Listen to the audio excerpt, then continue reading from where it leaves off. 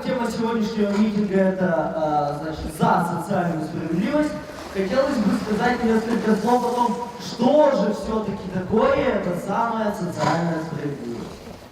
Как вы все прекрасно знаете, сейчас у нас наше капиталистическое государство находится практически на грани. Пока 1% богатых продолжает богатеть, 99% беднейших слоев населения продолжает беднеть и находиться за чертой бедности. Какой же выход из этого может быть?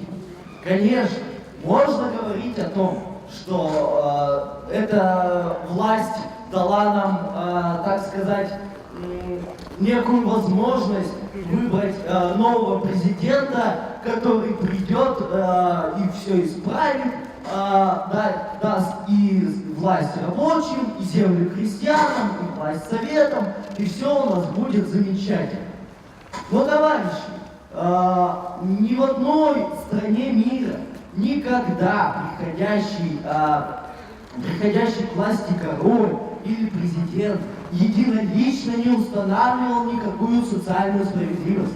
Для этого у него были организованные отряды рабочих, образованные отряды рабочих, которые шли вместе с ним, которые агитировали вместе с ним и которые устанавливали новую формацию и социальную справедливость вместе с ним. Товарищи, жители России, нашей республики, нашего города, я хочу открыть митинг, который мы, партия как КПРФ и левые силы, назвали за социальную справедливость. Власть, захватившие и сидящие в столице, почему-то уверены, что все в провинции замечательно живут. Недавно президент на одном из телеканалов спросил у председателя счетной палаты с недоумением на лице. А что, правда, что в регионах живут так плохо? Мужик, им даем деньги. Вот. Поэтому он был в большом недоумении.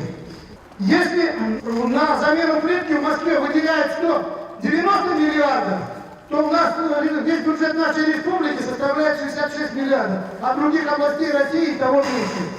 Почему такая несправедливость? Я не знаю. В оплате учителей, врачей, бюджетников между столицей и регионом зарплата в 3-4 раза разница. Не единой же Москвой сильна Россия, она сильна, во-первых, регионами, провинции, из которой вышли Ломоносов, Менделеев, Жуков и другие патриоты. Пока в регионах будут такие главы, как в нашей республике, которых назначили, которые наобещали авансом столько в своей программе и ничего не сделали, а только еще больше разорили и создают конфликтную ситуацию, в том числе и на межнациональных отношениях. Вы знаете всю ситуацию с Коми языком. Ничего хорошего ни в России, ни в Коми нас не ждет.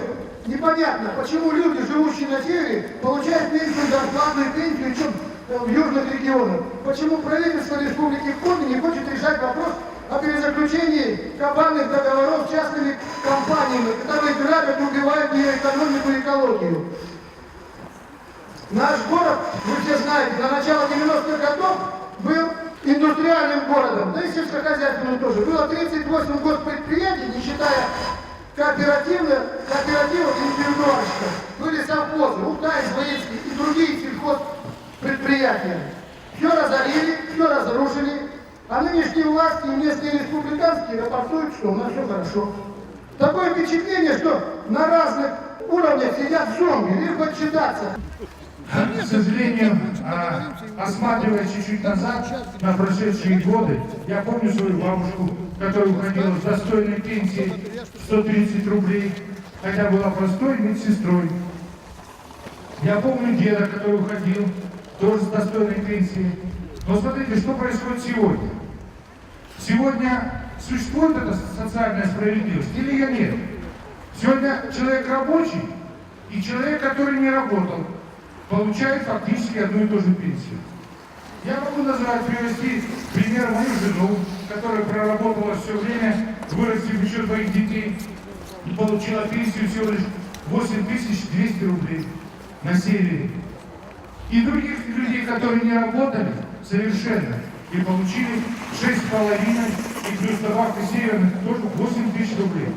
Разве это социальная справедливость? Разве мы ради этого живем? Разве мы не должны думать о наших детях, которые... Сегодня у меня 2 детей, одному 27, второй 30, дочки. Разве мы не должны об этом думать? Поэтому вот как раз я и говорю о той социальной несправедливости, которая находится у нас. Вы сравните, если работает чиновник, то он что? Особый человек? Но этот особый человек обладает, во-первых, многими иммунитетами, а во-вторых, дополнительной приватной пенсией. Да что же это такое? А мы что, не люди? Мы, которые проработали. А кто работал, кто строил наши города, кто строил газопроводы, в зиму лежал на холодном снегу, зарабатывая себе ревматизм и прочие болезни, и потом уезжали на юг, а им говорили: все, северная пенсия кончилась, надбавки с вас убираются. Разве это справедливость? Поэтому давайте честно оценим, что сегодня вопросы справедливости не решаются у нас в нашем правительстве. Их просто нет. Поэтому, соответственно, надо принимать собственные решения, отдавать свой голос тому, кому вы считаете, который может вынести это и решить эту проблему. Власть, которая была, мы видим, что она, к сожалению, эти вопросы не решает. Не решает, не может. Так пусть придет другой президент, наш президент. Пусть он решает наши эти вопросы, которые очень важны. Проблемы имеются не только глобально, не только в мировом масштабе, не только в масштабах страны. Они есть в нашем городе. Да. Вот посмотрите на эти плакаты, на которых написано: тарифы ЖКХ слишком высокие для населения. Тарифы на тепловую энергию завышены на 68%. Вы думаете, сейчас мы платим за тепловую энергию 1500 рублей в месяц? Да. А надо только 990. Сколько отбирает народ? Тарифы на электроэнергию завышены на 26%. Это тоже громадные суммы. И теперь я озвучу цифры, сколько потерял город за последние 14 лет, когда эти нормативы и тарифы регулируются. Так вот, когда я в позапрошлом году писал газету «Трибуна» о том, что город Ухта обокраден на 1,5 миллиарда рублей за счет тарифов, мы статьи публиковали. Но когда в прошлом году я в ту же газету «Трибуна» отправил статью уже, что за счет тарифов город обокраден на 3,5 миллиарда рублей, газета уже не опубликовала, она не решилась. Поэтому ни республика, ни город правды о тарифах и нормативах не знают. За оставшиеся 1,5 месяца эту информацию надо довести до знания людей.